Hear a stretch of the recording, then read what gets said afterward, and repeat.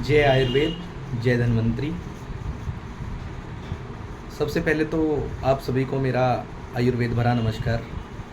मैं डॉक्टर राहुल आर्य हरिद्वार में पिछले 10 वर्षों से आयुर्वेद में चिकित्सा क्रम अभ्यास कर रहा हूँ, जो कि मेरा स्पेशलाइजेशन स्किन डिसीज़ रहा है। स्किन डिसीज़ में विटिलिगो, जिसको हम सफ़ेद दाग बोलते हैं,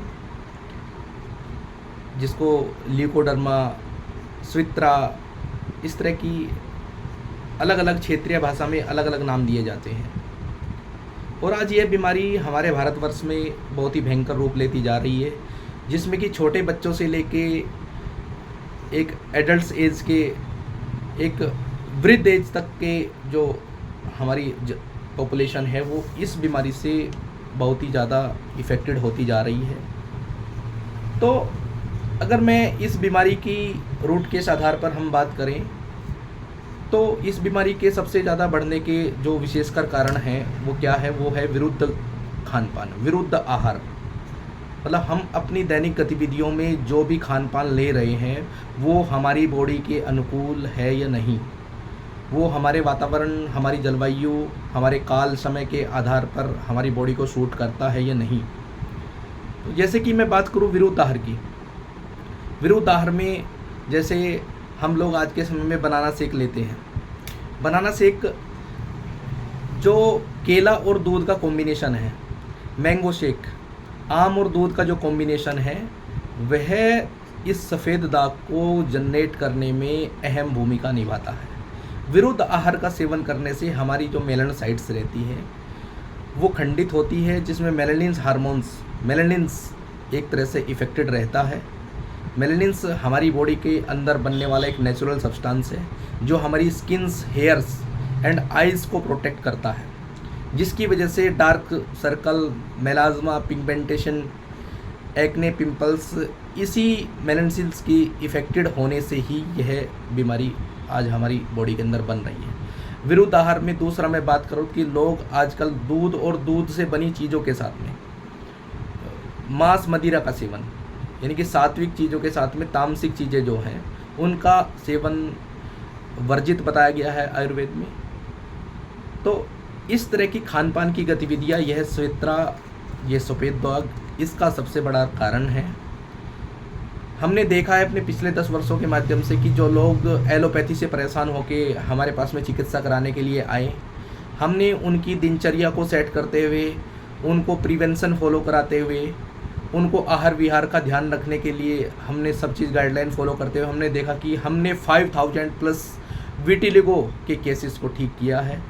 हमारे पास में आज आयुर्वेद के माध्यम से जो पेशेंट ठीक हुए हैं उनके क्लिनिकल एविडेंस भी हमारे पास में सुरक्षित है।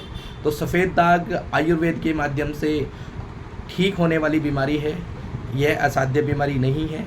अगर हम अपने आहार विहार का ध्यान रखें, अपने खान पान का ध्यान रखें, अपनी दिनचर्या का ध्यान रखते हैं, जो लोग देर रात सोते हैं, देर रात तक खाना खाते हैं, इससे हमारी पाचन शक्ति इफ़ेक्टेड होती है, पाचन शक्ति डिस्टर्ब रहती है, जिसकी वजह से हमारी बॉडी के अंदर बनने वाली इस तरह की मेलानोसाइट्स इफ़ेक्टेड होंगी और तवक विकारों जैसी ऐसी चीज़ें हमारी बॉडी को प्रभावित करती हैं। तो मैं इंडियन वैद्यास प्रोग्राम के इस माध्यम से मैं सबसे पहले तो इंडियन वैद्यास टीम का हार्दिक धन्यवाद करता हूँ। Specially doctor Piyush Juneja sir का मैं धन्यवाद करता हूँ, जो इन्होंने मुझे इस इवेंट के माध्यम से मेरे अनुभव को आप लोगों से साझा करने का मौका दिया।